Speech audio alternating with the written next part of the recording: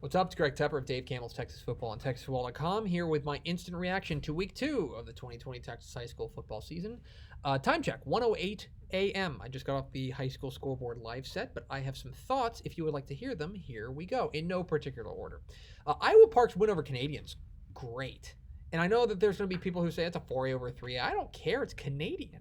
It's a really good win, and especially the way that it happened, where they were down 21-0 and then rattled off the final 28 points of the game. Awful impressive stuff from the Hawks. Coach Aubrey Sims has got to be pleased as punch to be 2-0 right now. Good win for IP. Midlothian Heritage beats Lindale in a thriller. I don't have the final score in front of me, but they score late. I think 2021 was also the final. And yeah, look, really good game on the ground from Cullen Stone, their running back.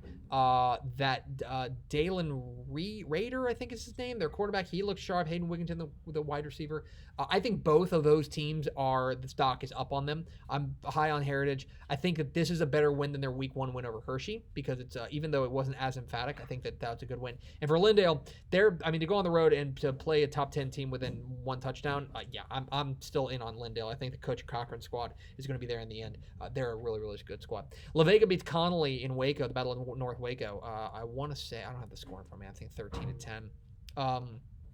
Real defensive slugfest. Connolly, by all accounts, was trying to take the air out of the ball, keep the ball away from La Vega. Jerkaway Walton had a nice game for La Vega.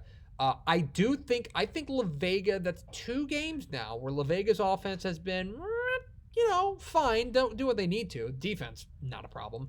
I want to see the offense get going a little bit more, but so far so good. 2-0 and nothing to turn your nose up at. And by the way, they get Corpus Christi Cal Allen, who was a big winner tonight over Jourdanton in a game that was nip and tuck and back and forth for a long time, but they made the big plays down the stretch. So Cal Allen, very important to move to 2-0 or 1-1 because La Vega is next up on that docket. That's going to be a fun matchup between La Vega and Cal Allen.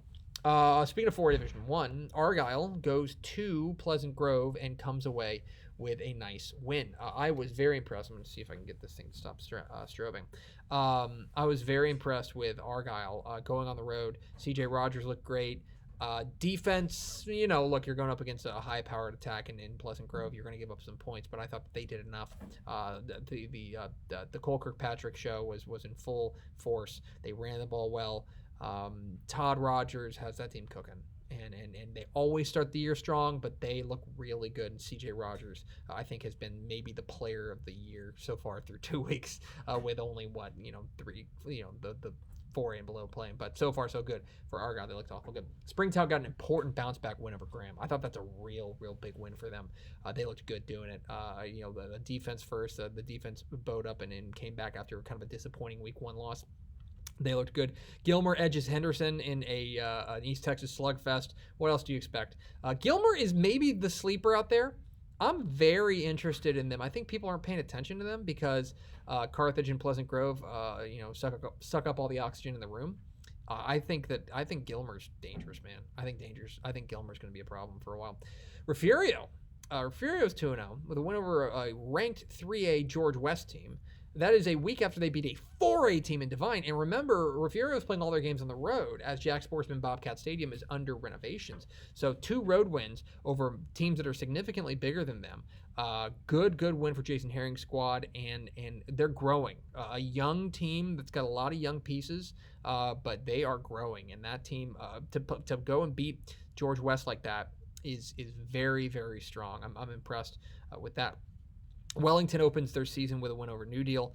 We talked with Greg Profit on Scoreboard, and he was pretty happy with their win to get that out of the way. I think Wellington is a team that I would classify maybe as that sleeper, that team that could give teams trouble in 2A Division 2. I'm very high on Wellington. I think that especially if they can get that offense humming like the Coach Profit wants it to go, then they're going to be a problem down the stretch.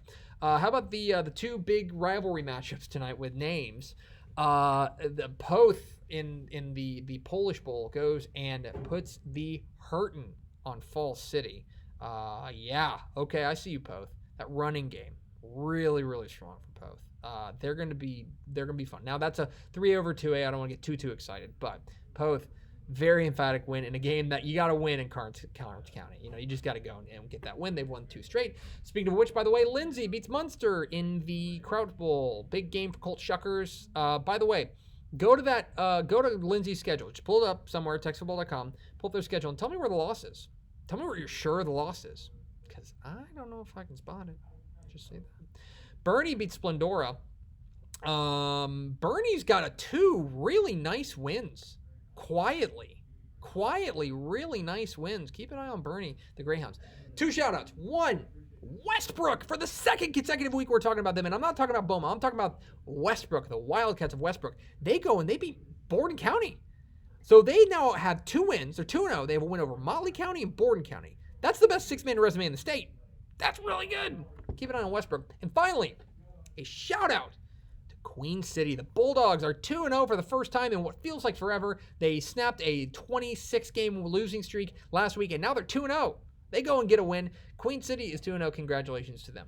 Okay, that's all I can think about. It's 1:15 in the morning. I'm very tired. We'll have complete coverage at TexasFootball.com of all things Texas high school football. And, of course, there's college football later today in Texas. So we will cover that as well. So thank you very much. Go to TexasFootball.com for more stuff. Thanks. I love you. Bye.